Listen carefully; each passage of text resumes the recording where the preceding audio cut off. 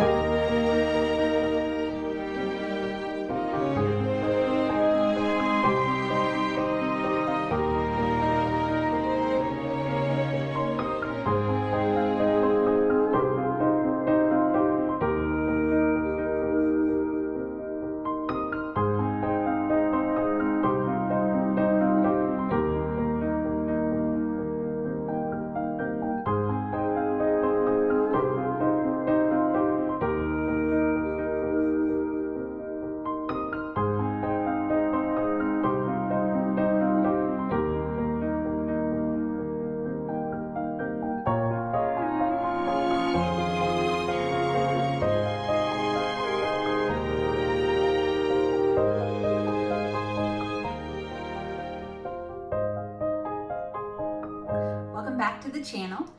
If you're not already a subscriber, I would love for you to hit that subscribe button. It is absolutely free for you and it helps me to continue to be able to put out these fun videos for you guys, showing you some tips and tricks that we do here around Farm 812. So if you hit that subscribe button, it will let you know every time I place a new video up for you guys. Thank you to all of those who have come back to the channel. I greatly appreciate your support. I'm having so much fun learning from you guys and hearing some of your stories. So thanks for sharing with me as well. As we head into the fall, this is a great time when we start, we get invited to all of those campfire gatherings, fall get-togethers, church activities, and so forth. So I wanted to share with you something that has been a rave for our family for many years. And this started with Mimi Betty. She had a wonderful hot chocolate recipe that everyone just absolutely loves. If it could have won awards, I'm sure it would have. But she often would make this for her fall activities and gatherings throughout the colder months, even around Thanksgiving and Christmas, New Year's, you name it. And we had Mimi's hot chocolate. It holds such a wonderful memory. Mimi's love language was absolutely food and desserts and you name it, but that was her love language and she was so good at it. People today, if we mention having some of Mimi's hot chocolate, it still brings up wonderful memories for others as well. Church members that would come and, to an activity where she had her hot chocolate, family members. I'm constantly asked for Mimi's hot chocolate recipe.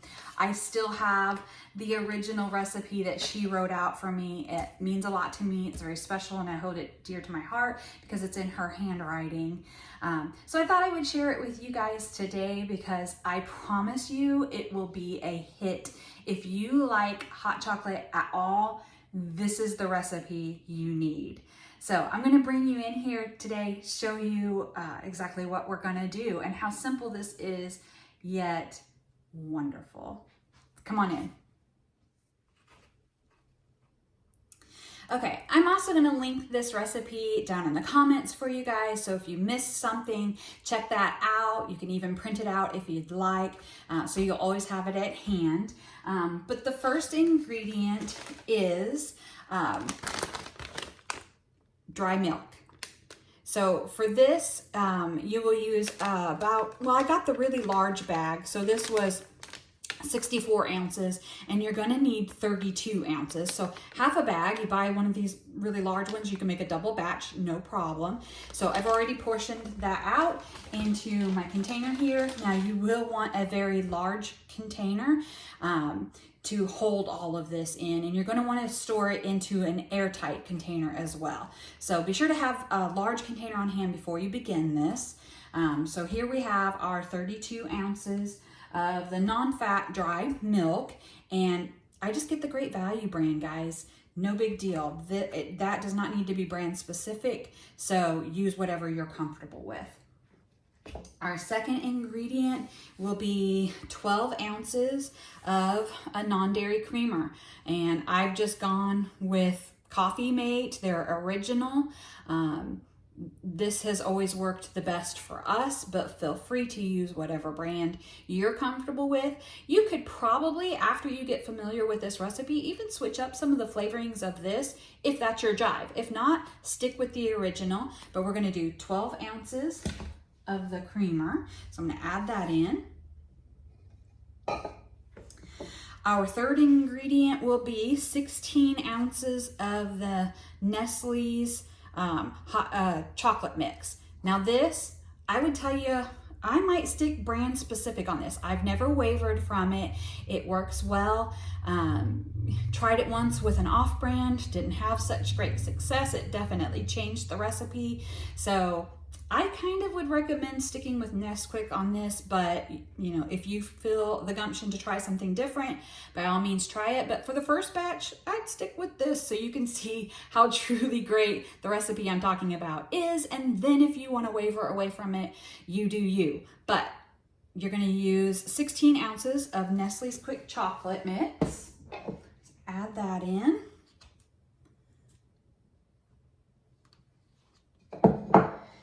And our last ingredient will be 1 cup of powdered sugar. On this, again, I've just gone Great Value. Not a lot of difference in that. So you use what your preference is, but 1 cup of powdered sugar right on top. And now we're gonna mix all that up. I absolutely love this thing. It's been, I don't know, I've had it several years now, and there's just, I love it. I use it for so many things, guys. So be sure to mix this up well. Once I get it a good base mix going on, I typically then will just pop the lid on and give it a good shake. But I try to get the bulk of it in first. So give this a little mix.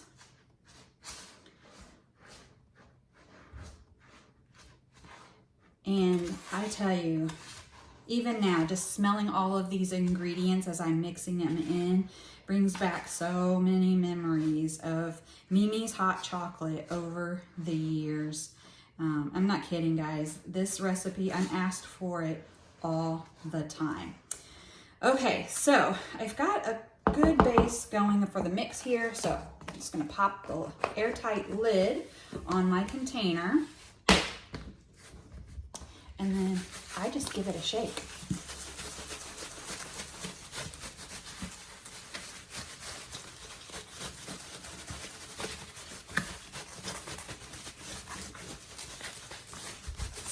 There you go, a little arm action into that. And there you go, guys.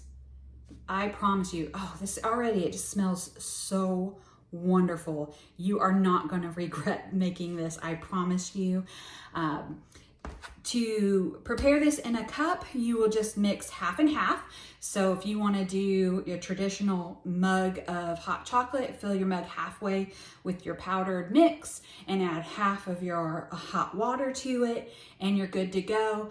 If you like it a little less chocolatey, add a little more water, a little less powder. And if you're the opposite, add a little more powder and a little less water. You can also do this with milk as well. I will tell you, with the milk, it does make it a bit thicker, so that's not always a preference for a lot of people. So we've always just done it with water, but you know, again, you do what you are comfortable with. Now, Not only do you now have a wonderful hot chocolate recipe that I promise you everyone's going to love and rave over. They're going to think you slaved over this recipe when it's actually so simple. And I've actually given it out to many people as a little Christmas gift. So if you have coworkers at work or, you know, large groups that you have to buy for something, this is an inexpensive gift that you can pop into a canning jar, a ball glass jar, put a lid on it, a cute bow on the top, and you have a wonderful little Christmas gift that I promise you people will love. I've even gifted it outside of Christmas time to people that I know have truly loved Mimi's hot chocolate. It's always a fun treat for them to get, especially when they know it's Mimi's hot chocolate. I can't say enough about this, guys. So now that you have our family's secret, I hope that you'll enjoy it. Leave me some comments. Give it a try. Let me know your thoughts. And, you know, how did you spruce yours up? Do you like marshmallows in the top? Or are you not a marshmallow person?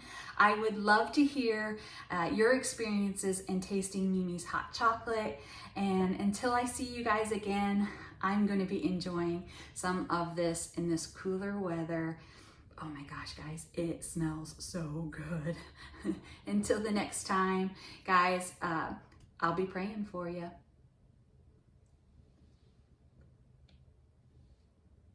Oh yeah, yeah, there it is. So good.